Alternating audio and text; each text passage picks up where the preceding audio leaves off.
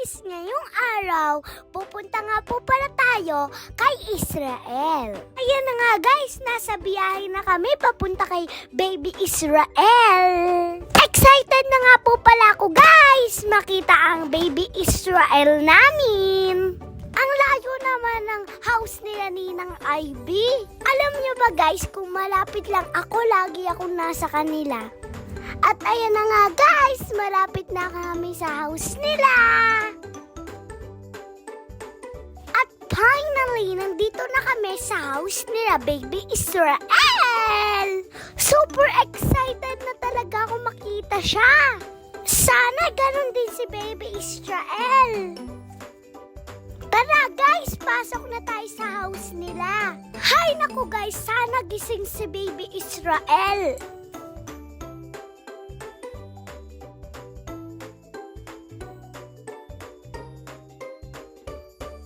Ayan na si Baby Israel guys. Buti na lang gising siya. Kaso lang guys, natakot yata siya sa amin. Kasi hindi niya kami lagi-lagi nakikita eh. Paano kasi napakalayo ng house nila. Kaya hindi namin siya lagi nakikita. At ayun na nga guys, umiyak na yung baby namin.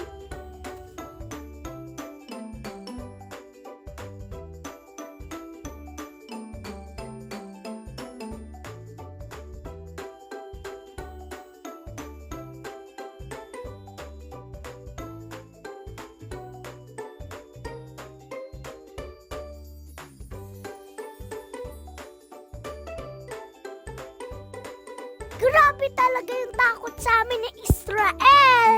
Ayaw pa din kasi tumigil pagkakaiyak. Tao kami, Baby Israel, ha? Ito nga na nga guys, yung pinanakaiintay ko, kainan na. At wow guys, ang sasarap ng mga food na hinahanda sa amin. Oh guys, tingnan nyo, ang sarap talaga. At may lechon pa guys. Yummy! At ang favorite kong Shanghai. Hay naku guys, sobrang dami ko talagang nakain dyan. At tingnan nyo naman guys, enjoy na enjoy ako sa pagkain. Paano guys, lahat masarap.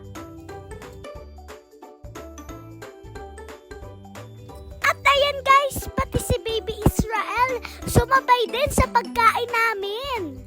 Alam niyo ba guys, naubos niya yan kaya pala bilog na bilog siya. Ang cute-cute talaga ni Baby Israel.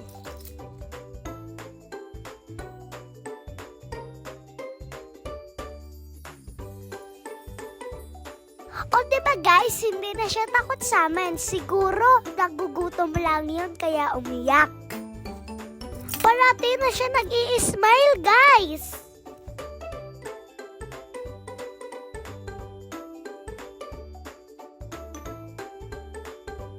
At syempre, guys, hindi pa din ako tapos kumain. Ewan ko ba, guys, kung gutom na gutom ako.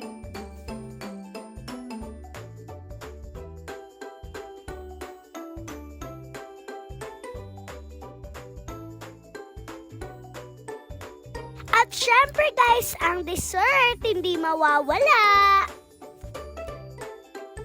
Alam niyo ba guys, kinukulit ako ni Ninang Ivy. Ang ganda daw ng pirik mata ko guys. At after kumain ni Baby Israel, naglaro muna siya. At enjoy na enjoy si Baby Israel sa car niya.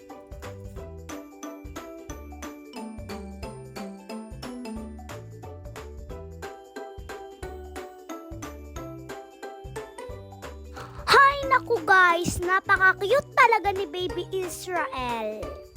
Namimiss ko tuloy yung mga pinsan ko sa Cebu. Aww. At ito naman guys, si Tita, akala mo naman marunong. Ayaw, di ma.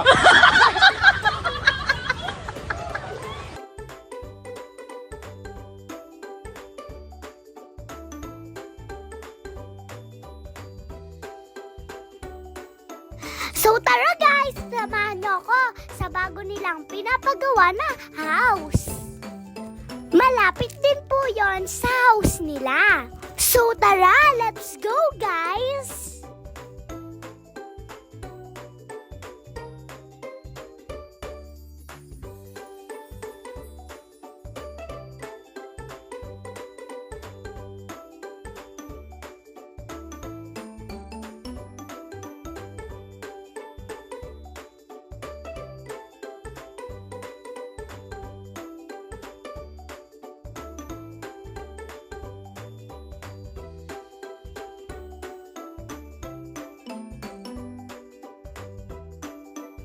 So, eto guys, nandito na tayo.